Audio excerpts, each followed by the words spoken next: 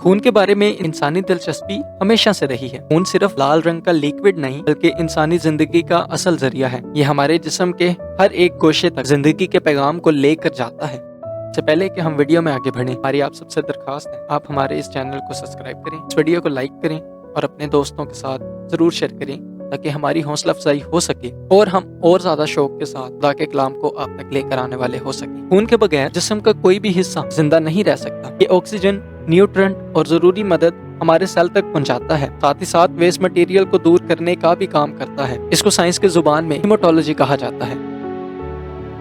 Haematology کے بارے میں سائنس کی معلومات کا سفر کافی انٹرسٹنگ ہے لیکن زیادہ پرانا نہیں۔ یہ موجودہ دور کے میڈیکل سائنس کے اہم شعبوں میں سے ایک ہے جو خون، اس کے کمپوننٹ اور اس سے جڑی بیماریوں کی اسٹڈی کرتا ہے۔ ماڈرن سائنس میں اس کا آغاز 17ویں صدی میں ہوا جب مائکروسکوپ انوینٹ ہوا۔ 120 سال پہلے بیمار لوگوں کا اس خیال میں خون بہا دیا جاتا تھا اس سے پیشنٹ کو ٹھیک ہونے میں مدد ملے گی، اس کے نتیجہ میں بہت سارے لوگ مارے گئے۔ لیکن آج کے دور میں ڈاکٹرز بلڈ ٹیسٹ کرتے ہیں کیونکہ خون صحت اور تندرستی کے بارے میں بہت زیادہ معلومات رکھتا ہے۔ بلڈ آکسیجن کو لنگ سے لے کر پوری باڈی تک لے کر جاتا ہے۔ خون کا لگ بھگ 55% پلازما پر مشتمل ہوتا ہے۔ پلازما زیادہ تر پانی اور نمک سے مل کر بنتا ہے۔ کڈنی سالٹ کنسنٹریشن کو کیئرفلی مینٹین کرتی ہے ورنہ سیل صحیح سے کام نہیں کرتے۔ باقی کا خون red blood cell, white blood cell اور پلیٹلیٹس پر مشتمل ہوتا ہے۔ اینٹی باڈی خون میں انویڈنگ آرگنزم جیسے چکن پاکس وائرس کو اٹیک کرتی ہے جبکہ کچھ اینٹی باڈیز صرف انفلوئنزا وائرس کو اٹیک کرتی ہیں۔ سائنس کو ان باتوں کا علم تب ہوا جب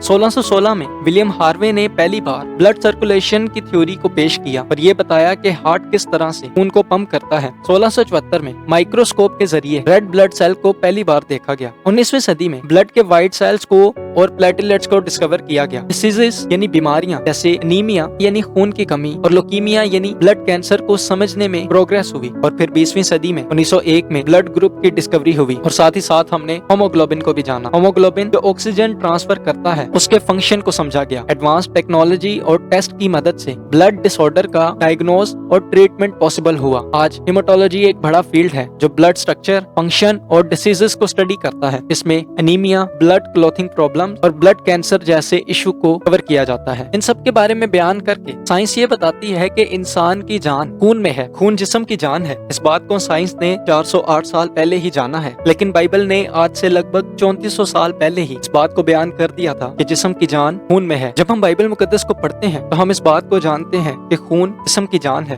احبار کی کتاب اس کے 17ویں باب کی 11ویں آیت میں کچھ یوں لکھا ہے کہ جسم کی جان خون میں ہے اور میں نے مذبح پر تمہاری جانوں کے کفارہ کے لیے اسے تم کو دے دیا کہ اس سے تمہاری جانوں کے لیے کفارہ ہو، کیونکہ جان رکھنے ہی کے سبب سے خون کفارہ دیتا ہے۔ اس لیے میں نے بنی اسرائیل سے کہا ہے کہ تم میں سے کوئی شخص خون کبھی نہ کھائے اور نہ کوئی پردیسی جو تم میں بود و باش کرتا ہو کبھی خون کو کھائے۔ سائنس نے اس بات کو اب جانا ہے کہ خون انسان کے جسم کی جان ہے لیکن خدا نے اپنے کلام کے وسیلہ سے انسان کو پہلے ہی بتا دیا تھا۔ نہ صرف ایک بار بلکہ خدا نے 12 دفعہ انسان کو اس بارے میں بتایا کہ خون جسم کی جان ہے۔ پیدائش 9:4 میں لکھا ہے مگر تم گوشت کے ساتھ خون کو جو اس کی جان ہے نہ کھانا۔ اگرچہ بائبل میں ہیماٹولوجی کو ڈائریکٹ بیان نہیں کیا گیا کیونکہ یہ ایک ماڈرن سائنس کا سبجیکٹ ہے، لیکن بائبل میں خون کو ایک بہت اہم اور روحانی معنوں میں لیا جاتا ہے۔ بائبل کے مطابق خون زندگی کی نشانی ہے اور اس کا تعلق انسانی جان اور گناہوں کی معافی سے ہے۔ بائبل میں خون کا ذکر زندگی، قربانی اور گناہوں کے کفارہ کے طور پر ہوتا ہے۔ یہ بتاتا ہے کہ خون خدا کے نزدیک ایک مقدس چیز ہے۔ اس لیے ماڈرن سائنس کی ہیماٹولوجی کو اگر بائبل کی روشنی میں دیکھا جائے تو یہ خدا کی تخلیق، قدرت اور انسانی زندگی کے اہم پہلو کو سمجھنے کا ایک بہترین طریقہ ہو سکتا ہے۔ آپ کو یہ بھی معلوم ہونا چاہیے کہ بائبل ہم انسانوں کی روحانی اور جسمانی زندگی کے لیے ایک اہم چیز ہے۔ بائبل میں خون کی اہمیت اور مقصد بہت گہرا ہے۔ یہ اہمیت انسانی گناہوں کی معافی،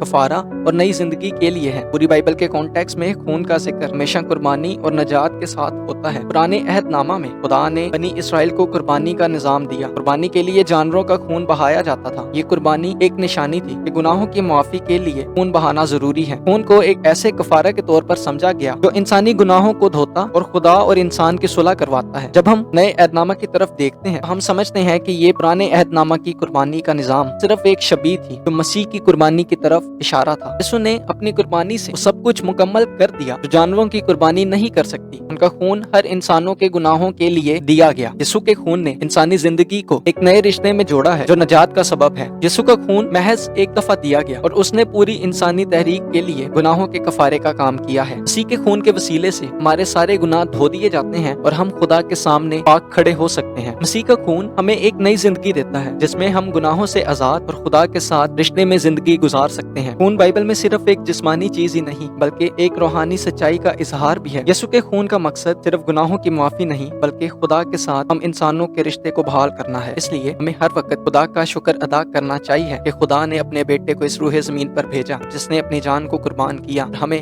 हमारे गुनाहों से आजादी दिलाई। अगर आप पौधों की जिंदगी बाइबल और साइंस की रोशनी में देखना चाहते हैं तो यहाँ क्लिक करें। और साथ ही साथ अगर आपको हमारी ये वीडियो अच्छी लगे तो हमारी इस वीडियो को लाइक कीजिएगा, चैनल को सब्सक्राइब कीजिएगा। अगर आपने इस वीडियो से कुछ सीखा हो तो इसको अपने खानदान और दोस्तों के साथ जरूर शेयर कीजिएगा। Thank you so much.